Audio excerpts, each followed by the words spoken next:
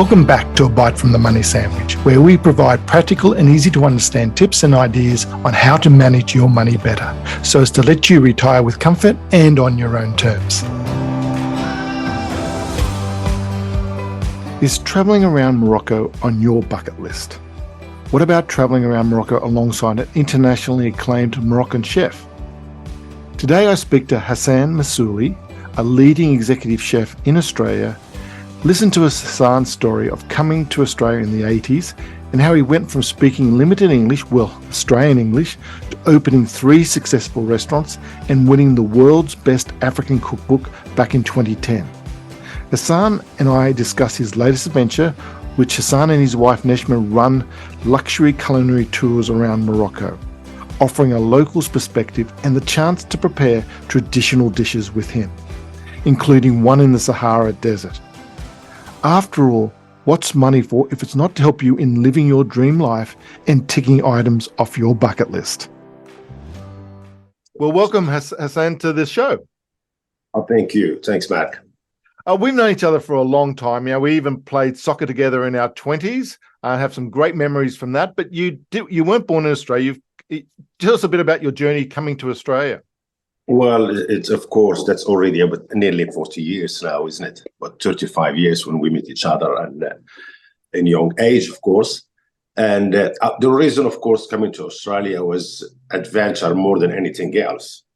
It's I'm always more attracted to the unknown things. I just need to discover what's tomorrow hiding for me, and just want to get away from the familiarity. Like I've been through some trips to France at the time in young age and States, but just wasn't really. It was already been published, but Australia was really a mystery in that time. Australia, it's not been published around the world, yes.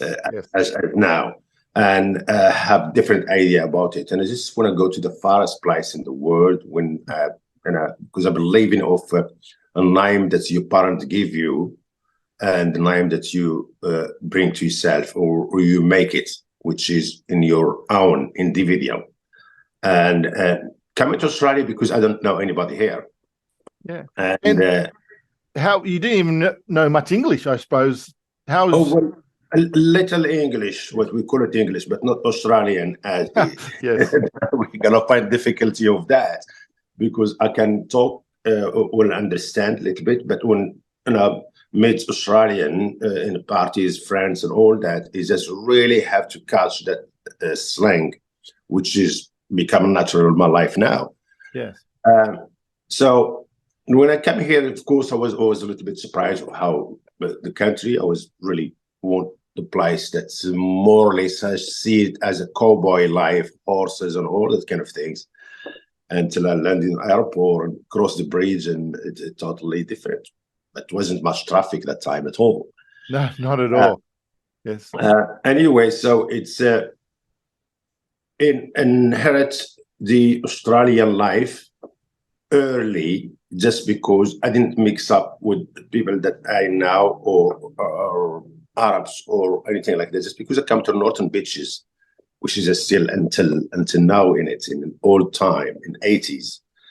And of course you need to do some sport now. And I was really active. That's how we met one of the guys that's been working with him in the restaurant. He's Italian, John, and introduced me to the team.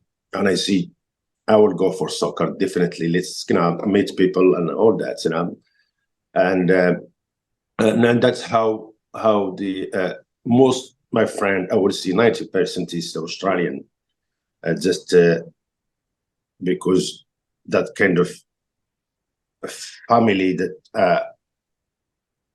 a hand-on with in that time. So this is the story of how we meet in the first time. Yeah. And maybe you must have found, because Australia, especially at that time, the diversity, the Italians, the Greeks, if you're coming from a Moroccan background, there's French, obviously the French influence and Spanish influence, but you're playing soccer. You're not just playing with I don't know if you imagine it'd be just all English backgrounds, but there was a huge diversity in that team we had of ours. Well, maybe you can realize that someone have difficulty to understand what you're telling me when you're asking me about go to this side here, and I'm going to maybe the other side, just because for the language. But again, I like to take it in hard ways. I didn't want to go for familiarity. I don't want to go for what's easy for me. I'm living this life here to learn about what I don't understand, what I don't know, because I want to know, which is that my responsibility. That's what I want to do. Yes, the English was a little bit slightly just understanding, not to do and what you do. And with the French, but again, French, I don't have a community here. And the Arabic, it's my main language, actually. Just sitting there, left it in a box for a while because I need to focus in my existing places. So the story started from there. I mean, working in the same time in some Italian French restaurant for the first year until I meet someone from the country who see my work and see my dynamic action to anything I want to do. And he wanted to do a business with me. You see, that was first thing I want to do here before the language. And language is going to come up anyway. Yeah. So we started the Mosquito Bar. So the Mosquito Bar, it was a restaurant in Mosman, was really in most difficult place. Wasn't like in Western area or anything like that. It was in Mosman, and it was in rare shop, just because that we can afford to. And we have only plastic chairs and sample wooden tables. And to make it short, it just was absolutely just high peak in that time, just because something different. Even with the cuisine, we have like French and Moroccan cuisine because we don't know what to do. But the main things, going back to it now, is following what other people are doing. It's always easy because you can take the statistic of how the restaurant work here as a Moroccan or anything like that. But because it doesn't exist in Australia at the time, we have to break the wall. Yeah. So I've been a driver. I wasn't a passenger. I was more, I have to find my way. I'm in the front there and how it's going to work. And of course, having the Australian coming from different places, even from Coogee, coming from Parramatta, coming to try that restaurant. It was a big, I wouldn't say shock, but it was a big surprise that keep us standing on our toes to see how we're going to take it from here. Majority of people want the Moroccan food because it doesn't exist, because it's mystery, and that attract all the media around the time, from magazines to TV and all that. Well, yeah, anyway, I just remember at the time the Mosquito Bar in Mosman, and it was just, in all the papers, it got rave reviews, and we used to go there very often, and it just was just food that you just didn't taste anywhere else. It was just so new and so different. And so, you built up a huge following very quickly with that bar. I can remember even the dishes you come in for. I mean, you're still asking me now about it. I'm Exactly. sorry, I moved on a lot.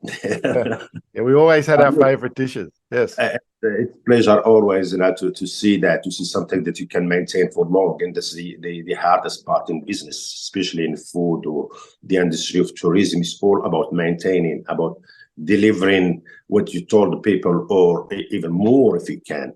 So we moved from that restaurant to make it short, to other restaurant, which is Casablanca, was more ballet dancer and big rooms of Moroccan cushions. And after that, we have the Out of Africa, which is, we stay in it for over 25 years. And the other restaurant, which is the Darna by the Out of Africa. But in that journey, I mean, my attraction to the public and what they want, it's become the first thing for me to learn. It's not to change the unusual menu every time, because you're going to confuse the customer.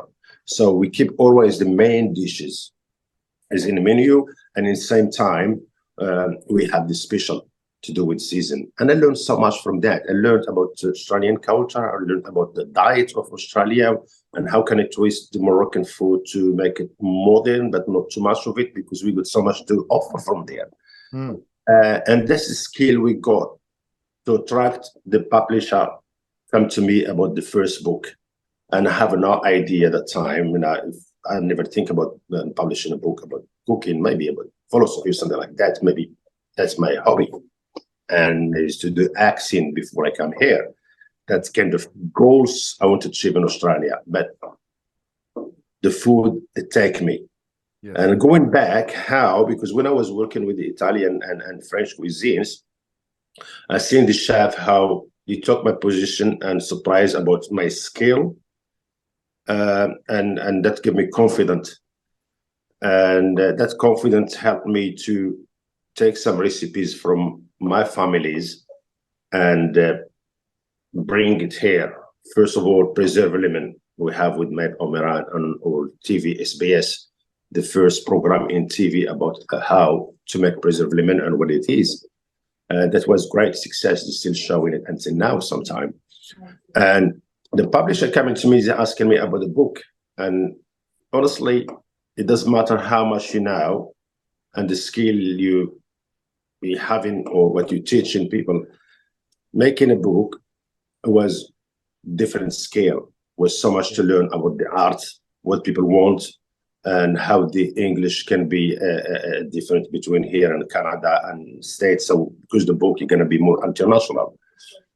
So it is long story, but that's the beginning of it. When they see yes, but when I see yes, and I start working on it, it took me about 1 year. And I did travel to New Zealand and all that kind of things in caravan, and I started just writing my own recipes there, just focusing in. The book was really best-selling in the first print around the world. And after that one, we published the second book. The difference was about 8 years, and second book winning the award for the best African cookbook in the world. That again was absolutely a great achievement for me. So let's just break that down, because you've put in a lot there. This was just, and we really want to talk about the award, but the Out of Africa restaurant, because that really, at Manly, I knew people coming from interstate, people everywhere would just come to this absolute restaurant. It was such an institution, and really was at Manly. It was such a shame when, unfortunately, you did want to change and you did close it, but people, two generations of people were coming to that Out of Africa. You must have just felt very proud of that. Even your own family, you had your children working in the restaurant and all this. It was just such an institution, and people still talk about that restaurant.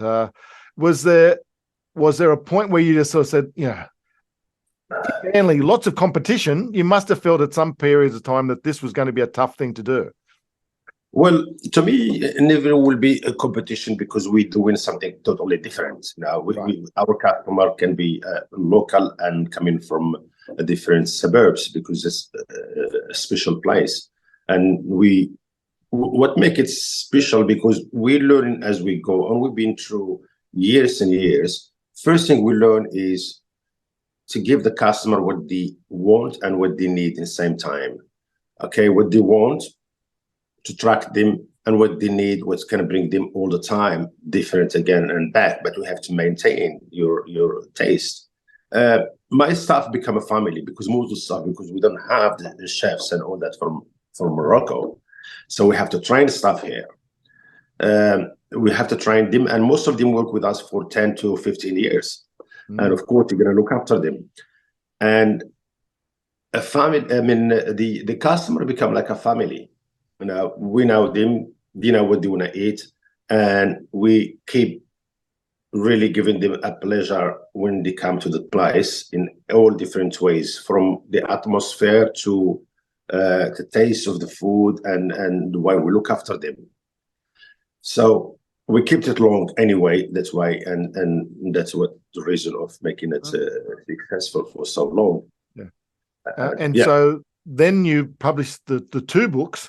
And anyone who's listening who would love, especially from a present, they are just magnificent books. They're just the photos, the color, and just the recipes. Highly recommend that to anyone. But yes, I think it was the second book, as you were saying, won the award. Yes, second book win award, and I mean, as we say, I mean, the book's always like your kids. Yes. It's like a family. I always loved the first book because really there is a lot of heart there. There is, I mean, what you need to show people, you put it there. It wasn't a book about recipe only, but the history of culture and the food and how to cook it, and inspiring. And a book you want to keep in your home for as long as you can. Second book was more squeezing my mind and creative of what we can do with Moroccan spices. How can we make it leading instead making European cuisine as the modern for us? We're going to put Moroccan food as part of the modern at the same time. And thanks God, I mean, in Europe or in France, they recognize that and give me that award to be a part of the successful writer of the books. And it was about almost 300 books around that time in Paris. So they invite me because I've been nominated. And I was really happy to be nominated. But to win the award there in big screen was, it's hard to explain. Okay, it's been humble, of course, to take it, have more attention.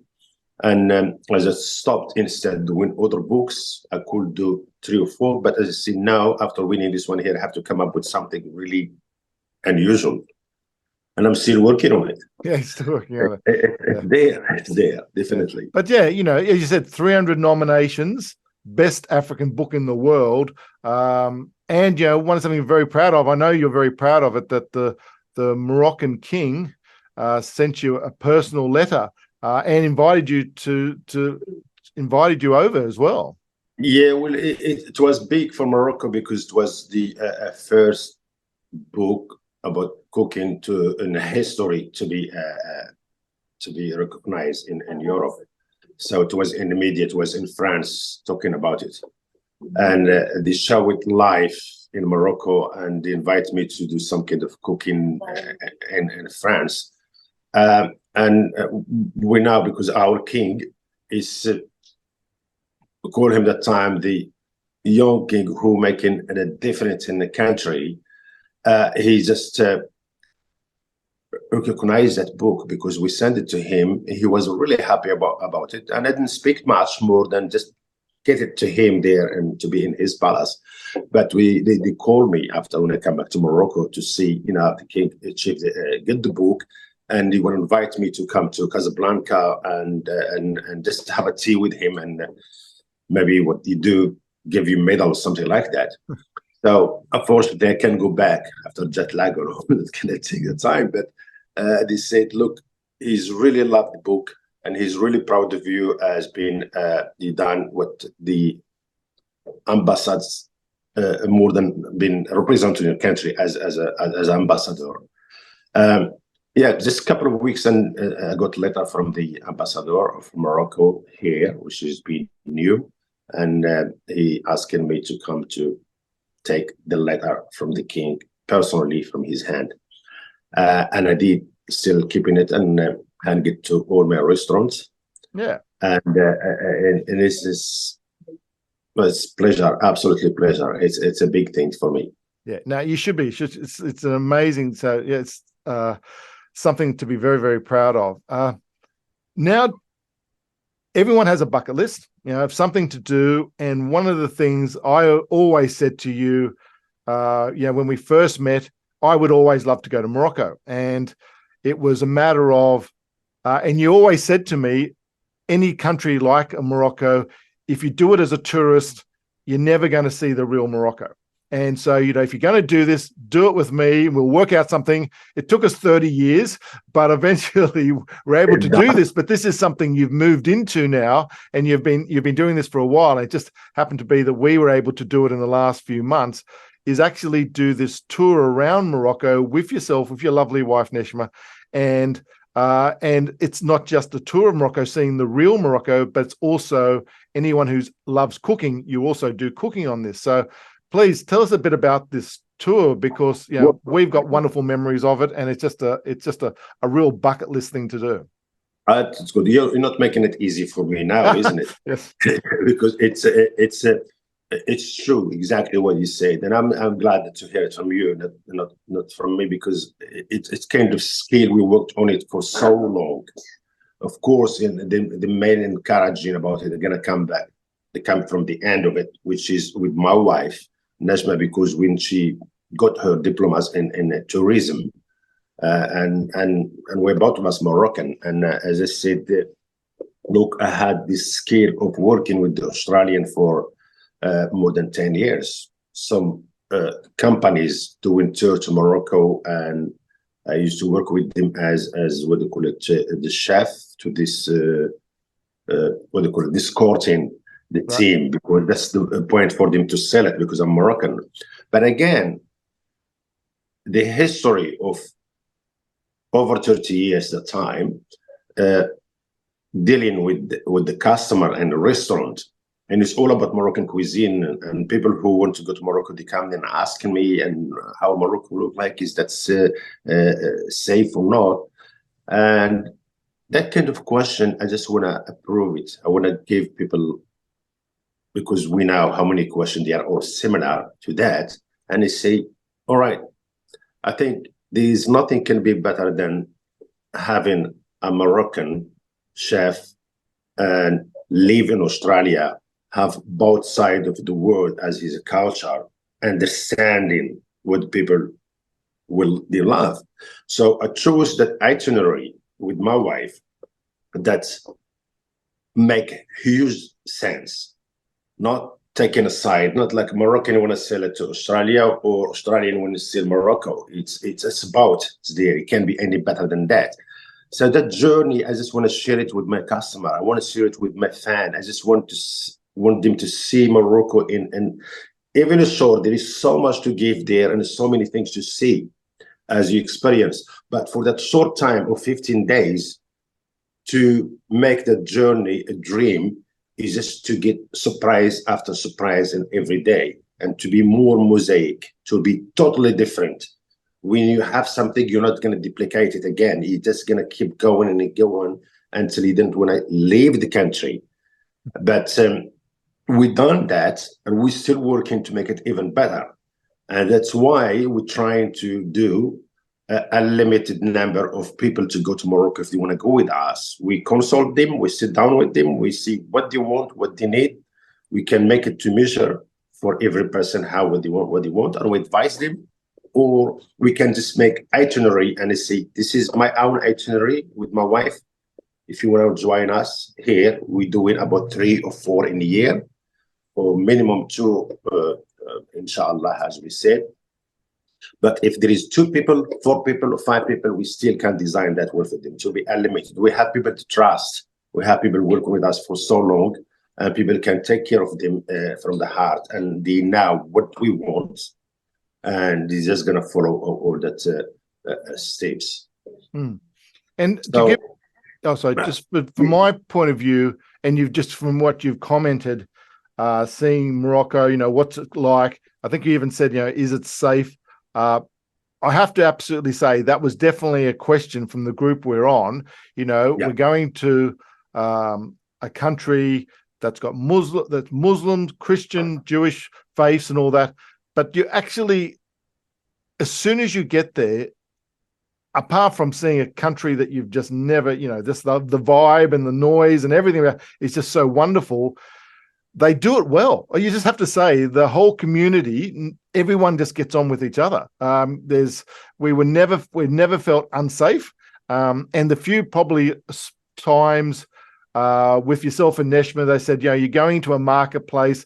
These places, if you were just a person who's never been here before, you're going to get lost. There's some myriads there, and these fortresses and all markets were built this way.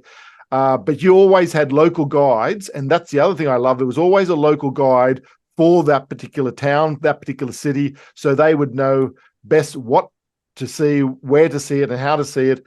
And I just love that you always felt safe, and you just always, wherever we went, we always actually had a local guide who could speak English and could actually, take us to places you just wouldn't normally see. Yeah, well, it's more or less like what we see handpick in everything we do there. It's not like just we're having tourists here. So we're I mean, I'm taking like advice from you like now because you've been there. Same what we done with the other groups before and before. We always ask them to be honest with us and see what's the gap there, what we're missing, what we should do. And it doesn't matter what we think. It's we gonna give the customer what they want and what they need because that's what they pay for, and that's the list of the bucket that you have to be a winner. More or less, it doesn't matter how many places you go, but I believe Morocco become one of the safest places in the world. It's absolutely safe in any way you want to see it, and it's been developed to help tourists and help the transport and everything from the road transport and everything there. But beside that, the history of the place, like when you see Fez and Marrakesh, is the history. You feel sometimes like you're in the Bible time, and we taking you as a customer to see what you don't see every time and to experience what what you're not knowing before, because that's refreshing for your mind, because your mind, they have to experience the break from the knowing what you know to different language. And Morocco have now they speaking about six to seven language. We will have no problem with that. And my turn, as much the customer love that Moroccan food, I try not to give it to them all the time.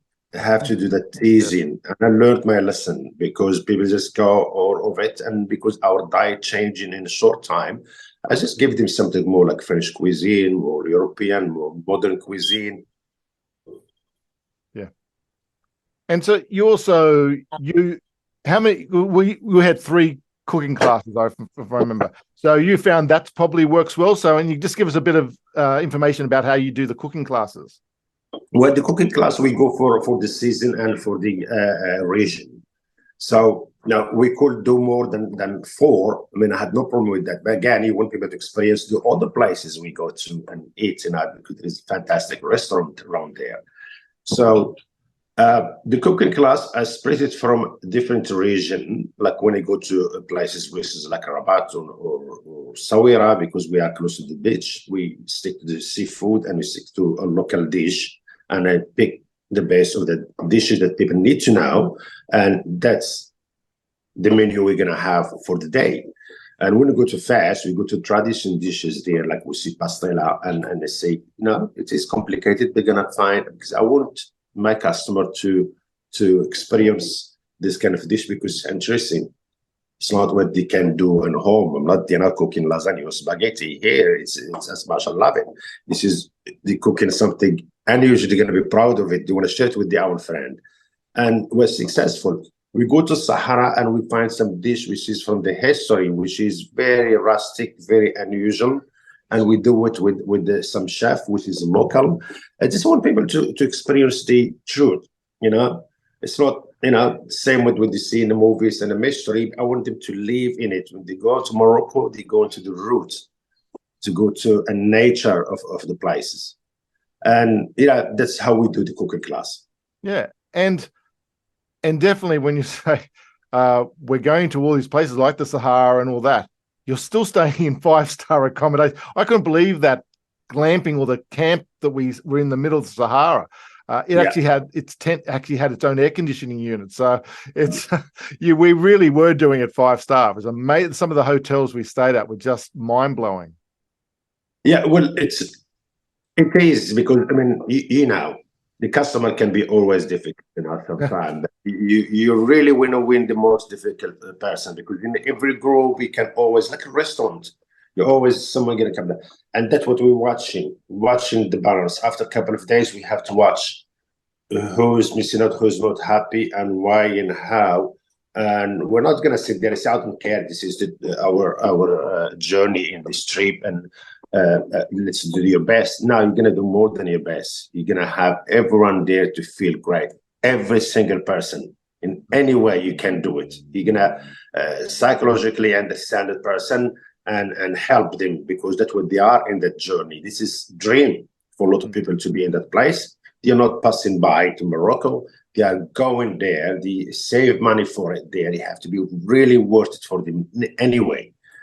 And so that's why we like when we are in Sahara, because before we used to do only one night in Sahara. But again, a lot of customers, they said, I think it was a highlighted place, and because it's far away, will be good to be a pause, like a place to stay at least 2 nights. And when we done, as you experienced, we done 2 nights there, it was just enough. Because you need to still there, you need to feel the place, and it doesn't matter how you spend the day, because in the nature, in the heat or wind, whatever. But when you come home, you want to stay and sleep. You need to have a luxury. You need to only if you want to make some kind of adventure. There's a different itinerary.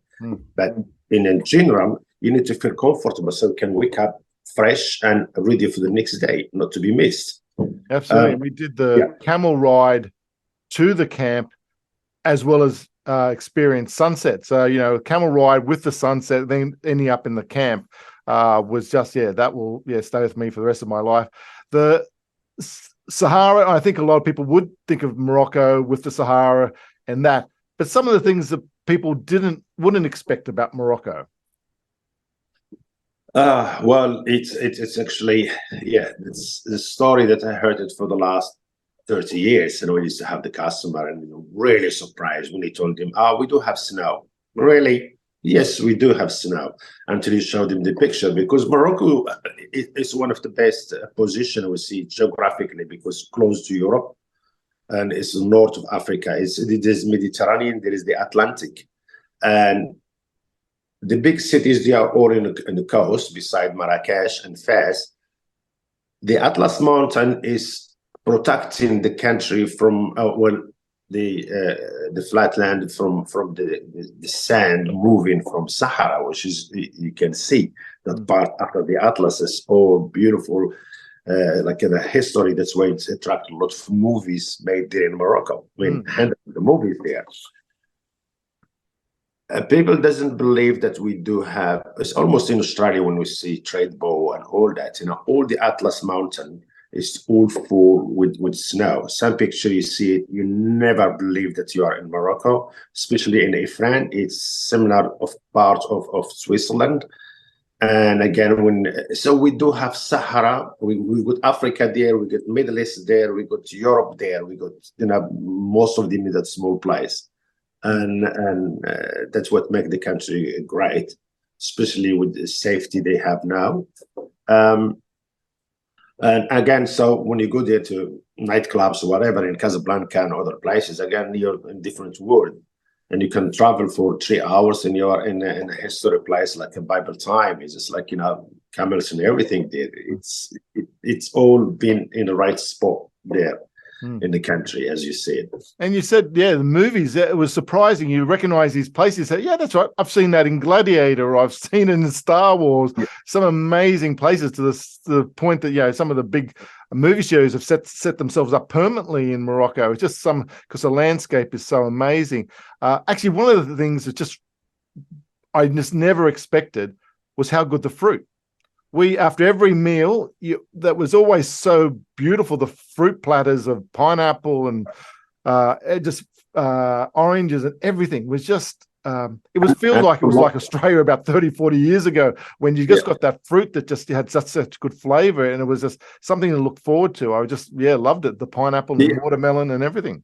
Yeah, because we don't import the fruit from there. We export to Europe and all that. So the quantity and quality of because the heat of the land and for season we got there. I mean, we always eat the local fruit there and local vegetable, and we got so much of it there. And that's why when we go there, I mean, we got to take care of our diet, otherwise it's going to go crazy in everything there. And that's one of the reasons why I include the breakfast, lunch, and dinner in my itinerary, because most of the company they do only maybe breakfast or a couple of dinners, just because I'm worried, I'm scared about to get someone sick and we're gonna spoil his holiday. in my own experience, we have to take it step at a time until we acclimatize to it. And I chose the places where we're going to eat, and I've done that for a reason.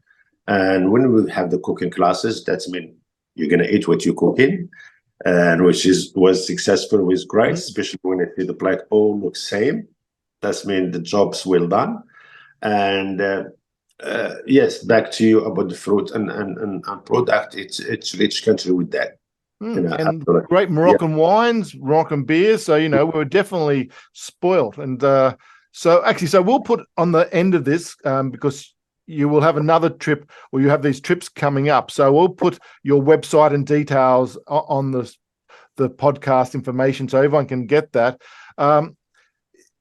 We've probably kept you enough. This is, I just have to say, it is just a trip of a lifetime. It was just the photos, and you can go to the Facebook page and just see the photos of the thing. It's just you're not just going to experience. And as I said, felt safe. Food was phenomenal, the 5-star luxury, and you just looked after. And we even called Neshma Mama Neshma, because she just looked after us so well. But just from your own point of view, we've spoken a lot over the years. You've had a lot of people who have mentored you and helped you along the way. We always ask people for our last piece of thing is what's the best piece of advice they've ever received. So I wouldn't mind asking you, Hassan, what's the best piece of advice you've ever received? Oh, look, man, there's so many of things that you can talk about and advise people with it. But again, that there is, I can never forget a word I heard before about some people live 70 years and some people live one time 70. They live 1 year 70 times. I mean, you can't sit in comfortable zone in your life. It doesn't matter if you got money or you don't have it and keep doing the same thing. You're gonna get out and experience the unknown, the mystery. Could be traveling, it could be anything like that in your life, because we can't scare from tomorrow. We have to prepare ourselves, and tomorrow is the beauty of our journey. It's the unknown. You don't want to repeat yourself.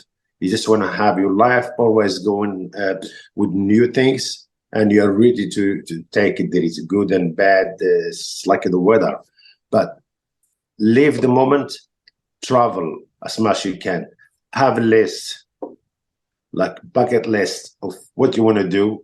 And I started that when I had my bucket list, starting with, I want to go to the unknown place. And I did it. You want to have a restaurant, you do it. And there is nothing can be difficult in life until you experience it. You got nothing to lose.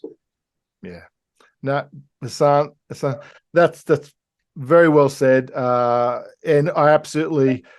Anyone that wants to have a bucket list, who has a bucket list, this should absolutely be on it. It's a trip, 15 days, wonderful days around Morocco with you and your lovely wife. Thank you very much for being a guest on the show, Hassan. Thank you so much for the opportunity. This is absolutely great discussion with you. Bye-bye. I hope you enjoyed this episode. If you'd like to know more about Hassan and his luxury culinary tours, you can visit his Facebook page, Out of Africa by Chef Hassan M'souli. That's Out of Africa by Chef Hassan M'souli. Or you could go to his Instagram account, out.of.africa_tours.